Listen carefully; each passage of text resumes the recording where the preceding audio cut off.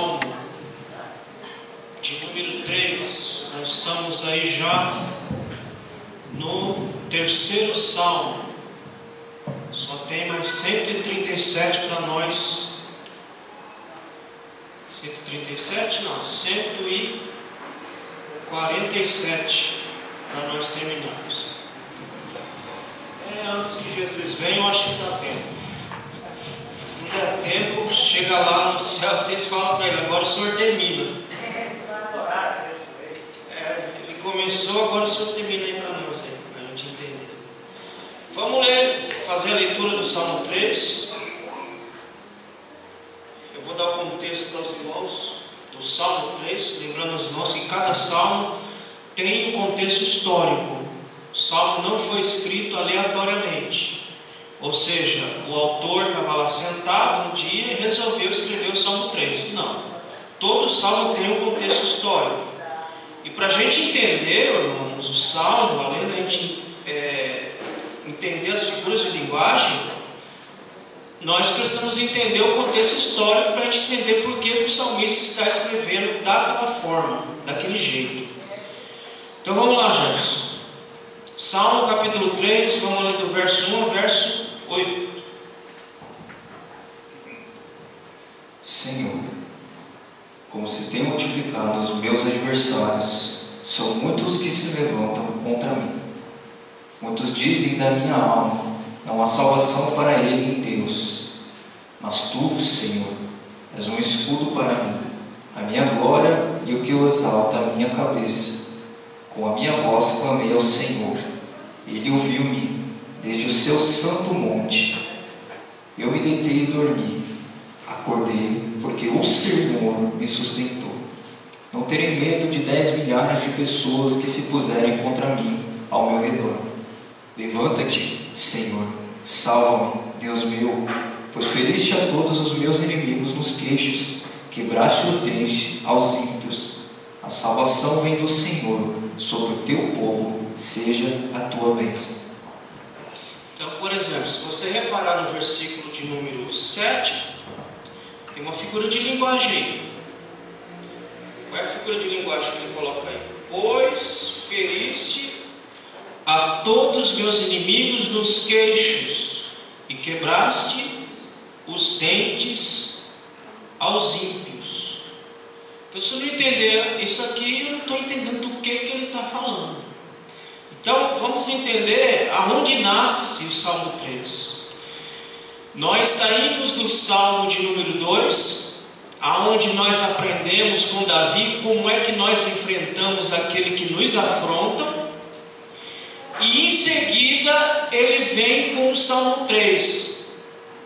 E ele vai nos ensinar nesse Salmo que Deus nos livra nas adversidades que nós mesmos arrumamos.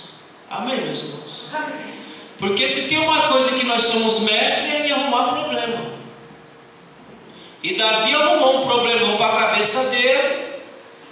E Deus é tão misericordioso que o livrou do problema que ele mesmo arrumou. Então Deus nos livra da adversidade que nós mesmos criamos, que nós mesmos arrumamos. Deus, Ele nos dá a vitória porque Ele é misericordioso. Amém? Vamos entender aonde é que nasce esse salmo. Abra aí 2 Samuel, Jefferson, capítulo 11, versículo 27. Nós vamos entender aonde nasceu o Salmo 3. Ou seja, por que Davi escreveu como escreveu? Por que ele escreveu o Salmo dessa forma? No Salmo 2, nós vimos Davi dizendo que Deus nos livrou dos seus inimigos externos, dos filhos de Israel e dos reis. Agora, no Salmo 3, e por isso que ele já vai na sequência, ele vai nos colocar e nos ensinar como é que nós nos livramos dos nossos inimigos internos. Não são aqueles que estão fora, mas aqueles que estão dentro. E às vezes dentro da nossa própria família. Então, onde é que nasce Salmo 3? Segundo Samuel, capítulo 11, versículo 27, e depois, segundo Samuel 12, 10. Capítulo 12, verso 10. 11, 27. Ele lê aqui, E, passado o luto, enviou Davi, e a recolheu-lhe em sua casa. Ele foi por mulher, e ela lhe deu um filho. Porém, essa coisa que Davi fez pareceu mal aos olhos do Senhor. Capítulo 12, verso 10. Veja que Davi, o salmo nasce aí, irmãos. Davi estava lá com as suas mulheres, com as suas amaziadas, com as suas concubinas, mas não estava satisfeito ainda. Ele ainda queria outra mulher que não era dele. Ele cresceu o olho em cima da mulher que não era dele, que era a mulher de Urias, o seu soldado fiel. Então, o que Davi arrumou aqui para ele? Davi arrumou um problema para a cabeça dele. Certo, meus irmãos? O que nós vamos ver na sequência é consequência do problema que ele mesmo arrumou. Mas Deus é tão bom que mesmo ele arrumando a quizumba dele mesmo, Deus o livrou da quizumba que ele arrumou. Capítulo 12, verso 10. Agora, pois, não se apartará a espada jamais da tua casa, porquanto me desprezaste e tomaste a mulher de Urias, o heteu, para que te seja por mulher. Qual é a sentença que Deus deu a ele? Não apartar A espada não vai sair da sua casa, ou seja, a morte não vai sair da sua casa. A morte vai estar presente na sua casa até o fim. Davi não colocou a morte dentro da casa de Urias? Deus está dizendo agora: a espada não vai sair da tua casa. A morte vai perseguir a tua família até o fim, a começar pelo seu primeiro filho que você teve com essa mulher, que nem era para ter tido. Aí Deus vai e diz: agora a tua sentença é essa. Agora olha a misericórdia de Deus. Lá no capítulo 12, no versículo 13. Então nós estamos vendo, Davi arruma o problema, Deus dá a sentença. Irmão, é preciso que a gente entenda que, como eu falei numa das mensagens aqui, a sentença de Deus pode até demorar, mas ela vem. E por que ela demora? A sentença, a aplicação da sentença às vezes demora, porque Deus espera arrependimento da pessoa, porque Deus não é como eu e você. Se Deus fosse como eu e você, nós sentenciávamos na hora. Errou, então bota logo no inferno esse desgraçado. Mas como Deus não é como nós, Ele espera que nós nos arrependamos antes de aplicar a sentença. Mas se não houver arrependimento, a sentença vai vir. Agora, a consequência, isso aí esquece, mano. Ele não vai revogar de ninguém, nem a consequência dos meus erros, nem de Davi ele botou a mão, nem a sua. Então é preciso que cada passo que eu dê, cada coisa que eu faça, eu preciso entender que aquele troço vai retornar para mim, ou bem ou mal, ela vai retornar para mim, de uma forma ou de outra. Amém, meus irmãos? Leia o versículo 13 agora. Então disse Davi a Natã: pequei contra o Senhor. E disse Natã a Davi: também o Senhor traspassou o teu pecado, não morrerás. Davi, ele estava consciente, irmão, do que ele fez. Davi não pode fazer igual os crentes fazem hoje. Os crentes fazem barbaridade, e depois o que eles dizem? Foi o diabo. Davi diz: não, eu pequei. E eu pequei conscientemente do que eu estava fazendo era errado, mas eu pequei, porque eu quis pecar. Mas Deus é misericordioso, que diz o texto aí que Deus o perdoou. Aí você pega o Salmo 32, Salmo 51, que nós vamos chegar lá, não sei quando, mas nós vamos chegar lá, que ele vai escrever 2 salmos contando, confessando, agradecendo a Deus porque Deus o perdoou do seu pecado. Mas a sentença foi posta: a morte não vai sair de dentro da tua casa, Davi, ela vai te acompanhar até o fim. Por isso, irmão, você tem que prestar atenção no que você faz. Porque a lambança que você fizer é a lambança que vai até entrar lá dentro da sua casa. Pastor, irmão, Deus não muda princípio. Deus pode até mudar a forma de trabalhar com a gente, mas o princípio ele não muda. Davi pôs a morte na casa de Urias e Deus colocou a morte dentro da casa de Davi para experimentar o que ele fez. Então você tem que pensar bem o que você apronta, de bom ou de ruim. É melhor fazer coisa boa para retornar coisa boa. Se tu fizer uma lambança, aquela lambança vai entrar lá dentro da sua casa, porque Deus não quebra princípio. Ele não quebrou aqui. Se você colocou a morte na casa do Urias, agora eu vou colocar dentro da tua casa, ela vai te acompanhar, vai acompanhar os seus descendentes até o fim. A morte não vai sair dentro da sua casa. A morte que eu falo, irmão, não é morte de corrida não, é morte de assassinato, como ocorreu na casa de Davi, nós vamos ver. Mas Deus perdoou Davi, mas não cancelou a consequência das lambanças que ele fez. Vamos ver, irmão, por isso que eu falo. O crente quer ver se a Bíblia é verdadeira, é só prestar atenção. Vamos ver o que aconteceu na casa de Davi. 2 Samuel capítulo 13, aí, Jefferson. Capítulo 13, do verso 10 a 14. Então, disse Aminon a Tamar: traze a comida à câmara, e comerei da tua mão.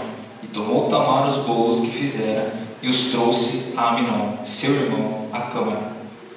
E, chegando-vos para que comesse, pegou dela e disse: vem, e deita-te comigo, irmã minha. Porém, ela lhe disse: não, irmão meu, não me forces, porque não se faz assim em Israel. Não faças tal loucura. Porque onde iria eu com a minha vergonha, e tu serias como um dos loucos de Israel? Agora, pois, peço-te que fales ao rei, porque não me negará a ti. Verso 14. Porém, ele não quis dar ouvido à sua voz. Antes, sendo mais forte do que ela, a forçou e se deitou com ela. Aí depois no versículo 15 vai dizer que ele teve aversão a ela. Aquele amor todo que ele dizia que tinha por ela, na verdade não era amor. O que ele tinha, não tinha pela irmã, era uma atração física.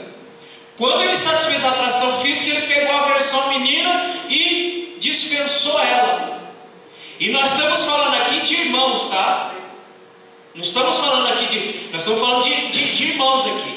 Tanto Tamar quanto Aminon, os dois eram irmãos, de mães diferentes, mas eram irmãos. E da vez que a menina fala: rapaz, não faz assim, vai lá, pede para o pai que ele vai liberar, a gente casa, tudo certinho.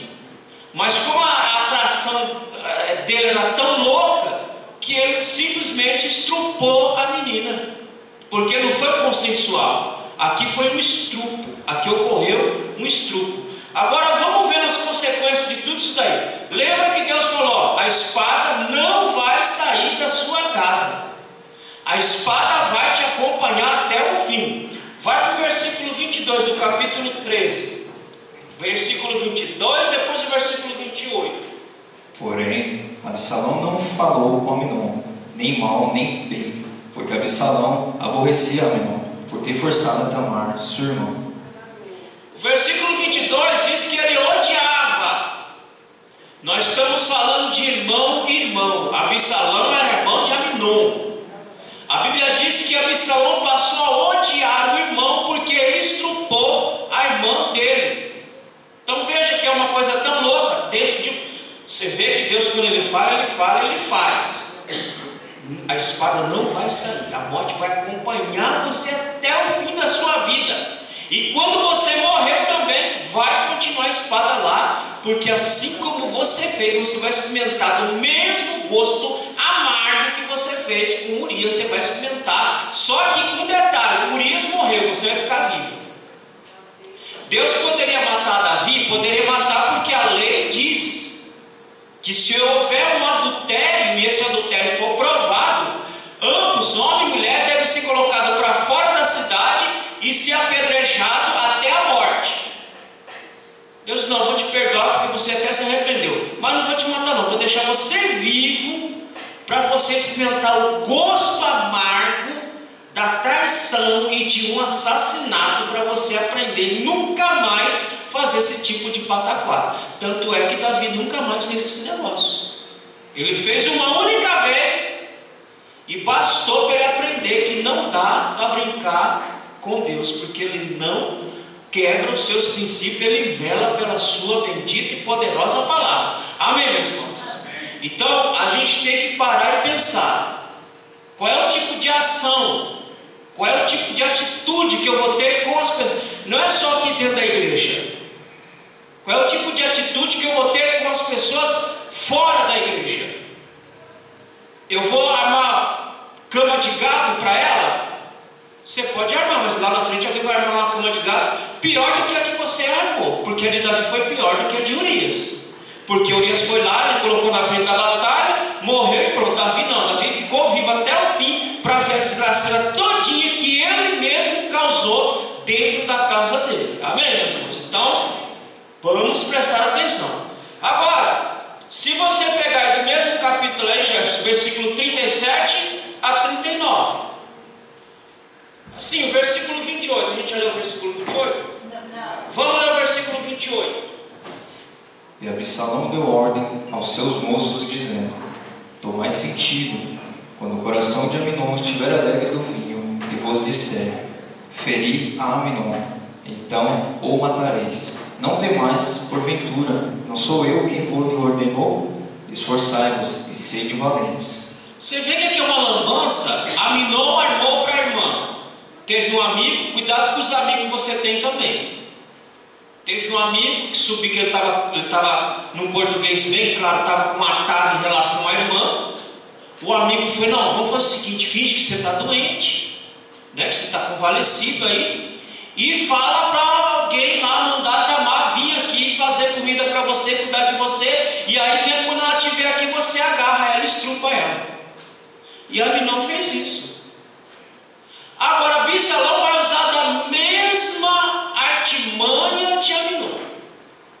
Digo: olha, vai lá, vou falar para meu pai, quero fazer uma festa, quero reunir todos os meus irmãos. E aqui qual é o problema? Qual é o problema de Davi? O problema de Davi foi a omissão dele. Ele teria que ter corrigido Aminon. Nem que ele tivesse matado Aminon, mas ele teria que ter corrigido Aminon para não arrastar a casa dele para a desgraça. O que Davi fez? Davi ficou omisso, soube do estupro da filha pelo próprio irmão e não fez nada. Aquilo subiu um ódio tão grande no coração de Absalão que ele disse: se o frouxo do meu pai não fez nada, eu vou fazer. Aí ele arma uma estratégia, fala com o pai, fala com Davi, diz: eu quero fazer uma festa, quero meus irmãos todos presentes. E vai todo mundo. Mas irmão, Davi, ele sabia que alguma coisa de ruim ia acontecer naquele lugar, porque ele não cedeu de imediato a Absalão. Absalão teve que insistir, e Davi mesmo receoso: não, tá bom meu filho, vai lá e faz a festa. Aminon armou a mesma estratégia, Absalão armou a mesma estratégia para Aminon, enganou. Veja que o engano está na casa de Davi, do mesmo jeitinho que ele fez com Urias, irmão. Ele experimentou, ele deu cachaça para Urias chegar manguaçado lá, ter relação com Betseba e dizer: não, o filho não é meu, o filho é seu. Mas o homem não foi. Absalão diz: olha, quando o coração dele estiver alegre de vinho, ou seja, quando ele estiver cheio de cachaça na cabeça, vocês vão lá e matem esse infeliz. Leia o próximo versículo aí, verso 29. E os moços de Absalão fizeram a Aminon como Absalão lhe havia ordenado. Então todos os filhos do rei se levantaram e montaram cada um no seu muro e fugiram. E o interessante é que alguém chega lá e fala: ó, todos os seus filhos morreram, Absalão matou todos. Aí Joab diz: não, meu, fica tranquilo que não morreu ninguém não, só foi Aminon, seus filhos estão chegando aí. Então veja que do jeitinho que Davi fez, ele começa a enfrentar dentro da casa dele, porque a sentença veio: a espada não vai sair da sua casa, ou seja, a morte vai estar dentro da sua casa até o fim de sua vida. E quando você morrer, a espada vai continuar. O que que Salomão faz quando sobe ao trono? Quem me ajuda aqui? Que eu esqueci. O que que Salomão faz quando sobe ao trono?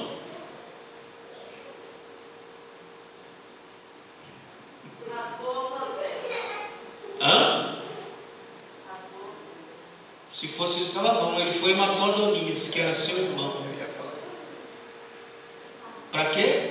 Para que Adonias não exigisse o trono. Ele foi e matou Adonias. Então a espada não saiu da casa de Davi. Ela foi até o final. Porque esse já tinha tentado, né, roubar, né, o cargo, né? Já, porque você vê que a desgraça ficou lá dentro. Aí os próprios irmãos começaram a brigar Adonias em relação a Salomão, só que Salomão foi mais ligeiro.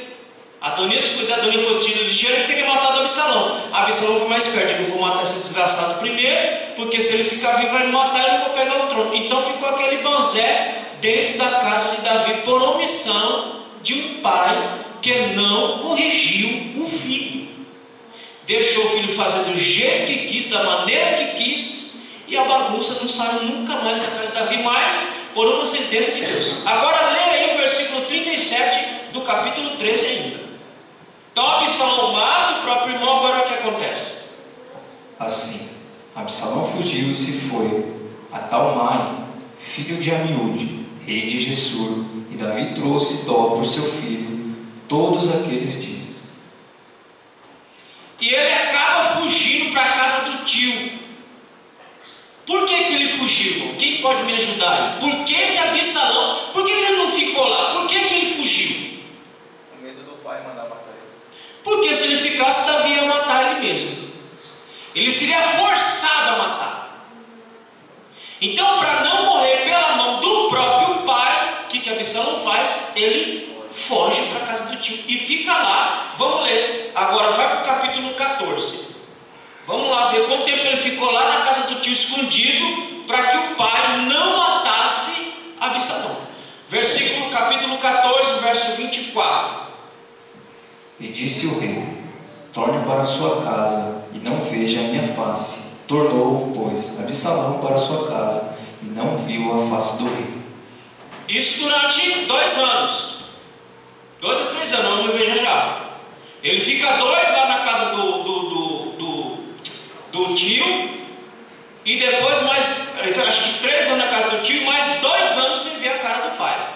Ou seja, 5 anos Absalão fica sem ver o pai. Agora, qual é o problema de Absalão? Durante 5 anos, Absalão alimentou um ódio mortal em relação ao pai. Absalão, além de matar o irmão, durante 5 anos Absalão alimentou o ódio no coração. Irmão, por isso que eu falo, você não pode ficar brincando com as pessoas, porque você não conhece o povo. Tem gente que é ruim, que nem estrume. Tem gente, olha, eu assisti um seriado de uma traficante mexicana. Essa mulher fez um monte de inimigo pela vida, é uma história real, né? É uma história real. Essa traficante matou muita gente, aprontou com muita gente, ficou presa lá, acho que sei lá quantos anos ela ficou presa. Quando ela sai da cadeia, ela já está com 68 anos de idade, e ela foi no açougue. Quando ela sai do açougue, o cidadão foi e matou ela depois de 20 anos alimentando aquele ódio, aquela ira, aquela mágoa no coração. Então, por isso que você tem que saber como é que você lida com o povo, com as pessoas, porque você não sabe quem está do outro lado. Se é alguém que guarda mágoa, guarda ira, você pode esperar que uma hora ele vai dar um troco. De uma forma ou de outra, pode passar o tempo que passar, mas ele vai dar um troco. Assim estava Absalão, 5 anos, corroendo a alma com ódio do próprio pai e querendo a cabeça do próprio pai. Vamos ler agora aí o versículo. Nós estamos onde? No capítulo 14, né? Leia o versículo 28 e 29. Assim, ficou Absalão 2 anos inteiros em Jerusalém e não viu a face do rei. Mandou, pois, Absalão chamar a Joabe para o enviar ao rei, porém não quis vir a ele, e enviou ainda a segunda vez, e contudo não quis vir. Davi também estava com ódio em relação ao filho. Davi também estava com o coração pesaroso. Davi também não queria ver o próprio filho que tirou a vida de outro filho dele, estrupou uma filha dele também, então estavam os dois ali alimentando um ódio. Só que o ódio de Absalão era maior do que o de Davi. Leia o versículo 33. Aí o que acontece? Joabe entra nesse meio de campo e começa a conversar com Davi, fala: o rapaz está com saudade, deixa o rapaz vir. Ele vem, fica 2 anos sem ver a cara do pai, e aí ele manda Joabe lá para falar com o pai, para poder ele subir para Jerusalém para ver a cara do pai, e Davi não quer vir. E chega uma hora que Joabe não quer mais atender Absalão. Aí o que Absalão manda fazer? Ele manda tacar fogo lá no campo de Joabe, para chamar a atenção de Joabe ir lá para interceder por ele, para que ele pudesse ver a cara do pai. O que diz aí o versículo 33? Então entrou Joabe ao rei, e assim lhe disse. Então chamou Absalão, e ele entrou ao rei, e se inclinou sobre o seu rosto em terra diante do rei, e o rei beijou a Absalão.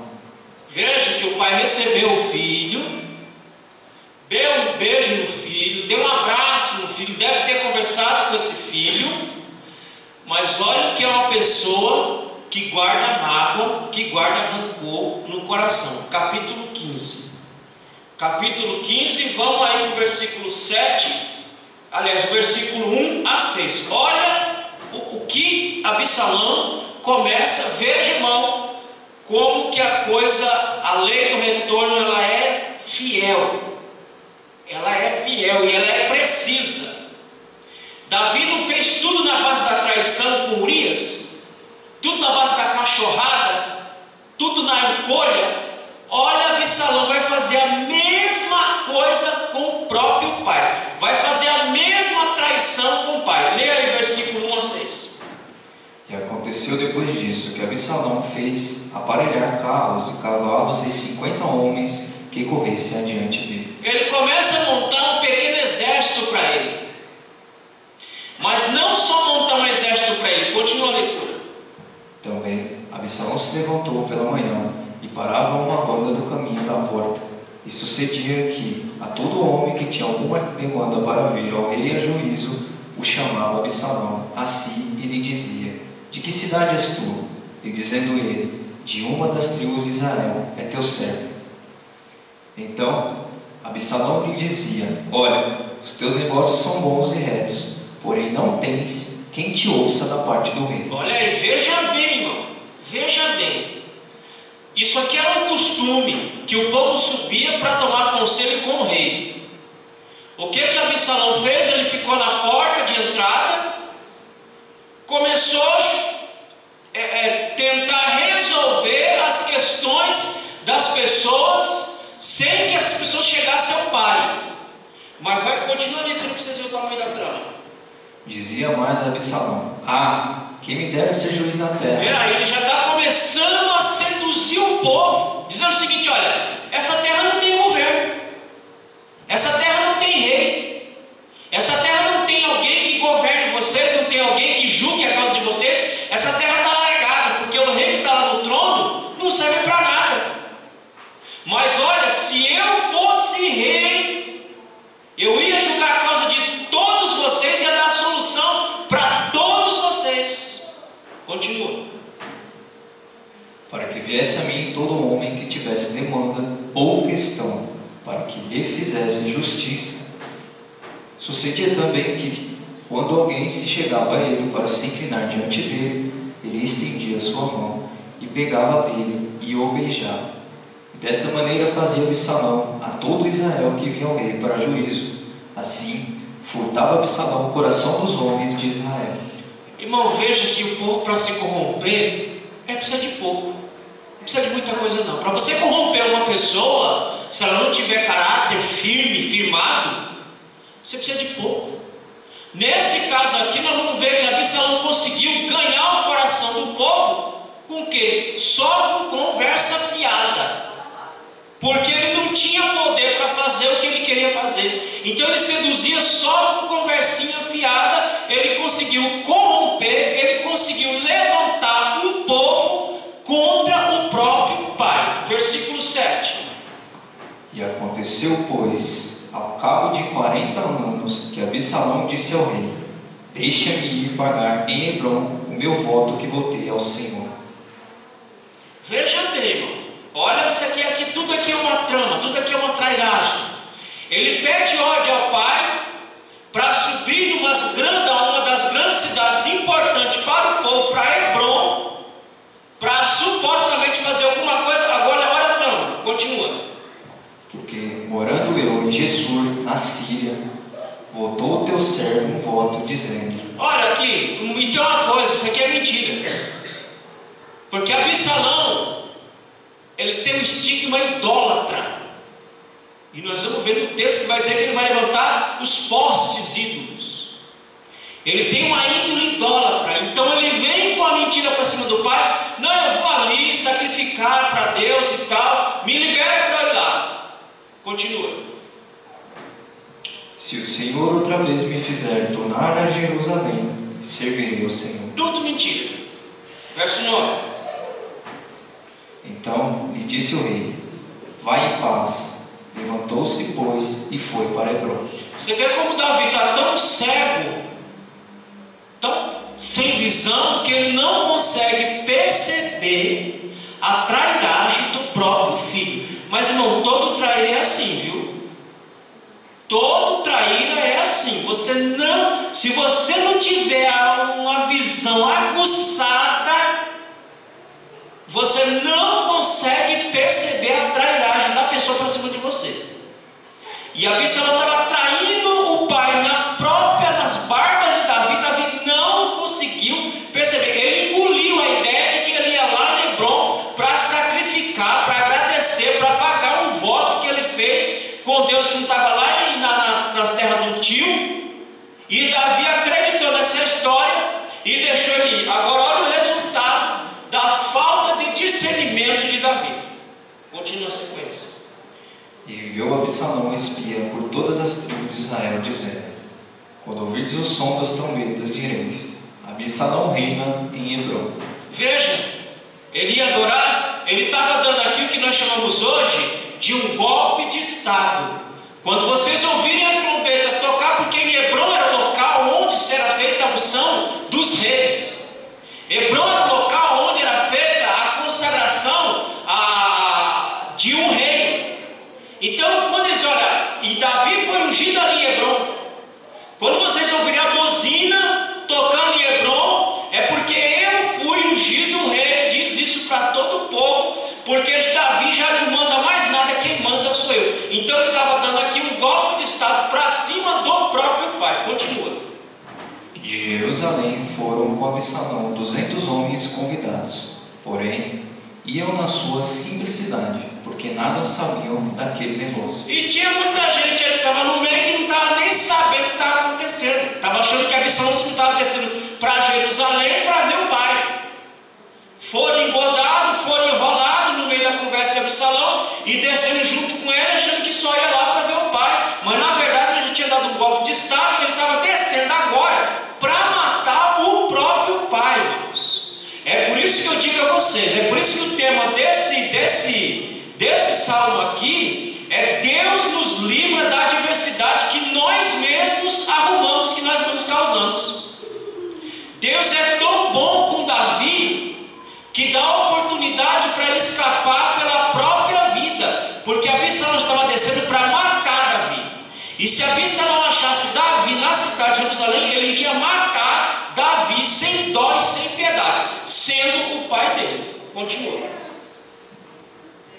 Também Absalão mandou vir a Aiotofel, o Gilotita, do conselho de Davi.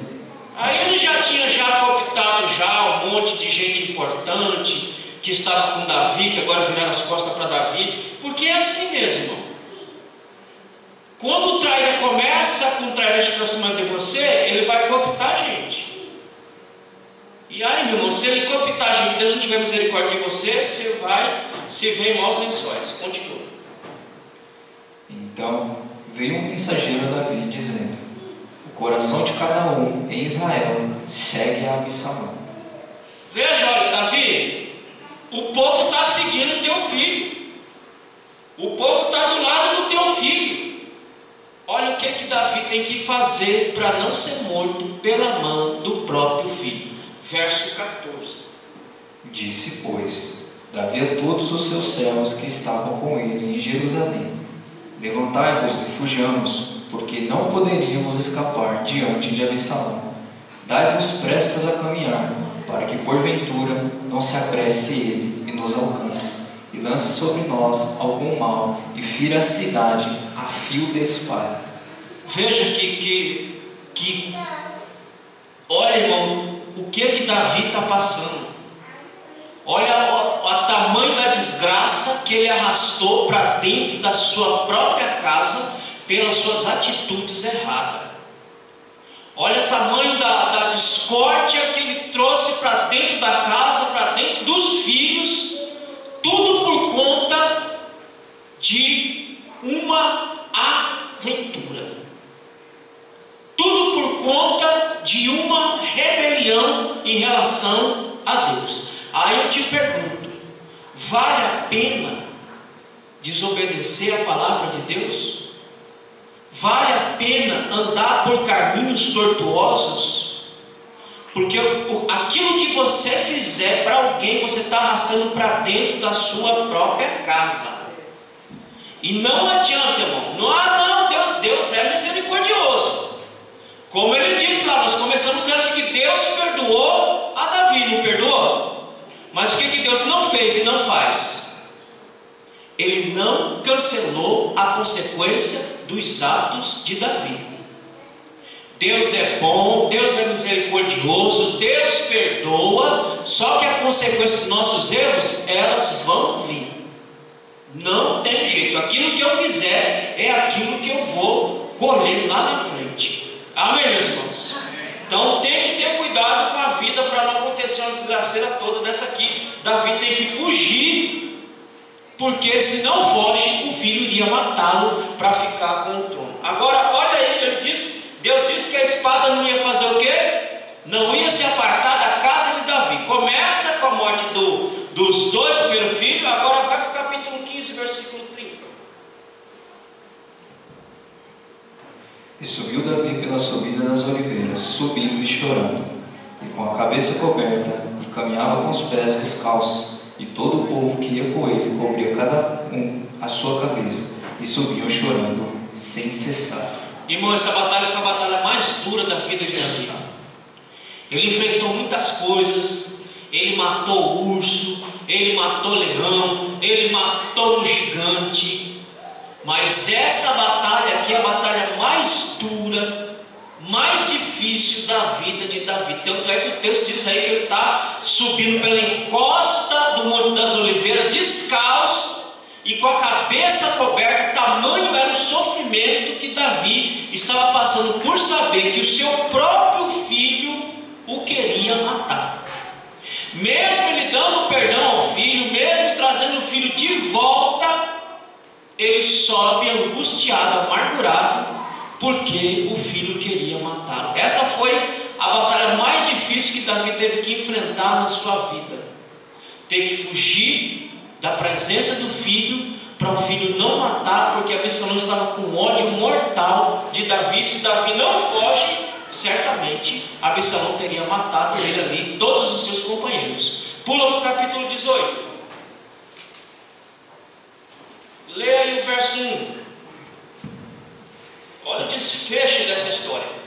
E Davi contou o povo que tinha consigo, e pôs sobre eles capitães de 100. Pode ir. E Davi enviou o povo, um terço debaixo da mão de Joabe, e outro terço debaixo da mão de Abissai, filho de Zeruia, irmão de Joabe, e o outro terço debaixo da mão de Itai, o geteu. E disse o rei ao povo: eu também juntamente sairei convosco.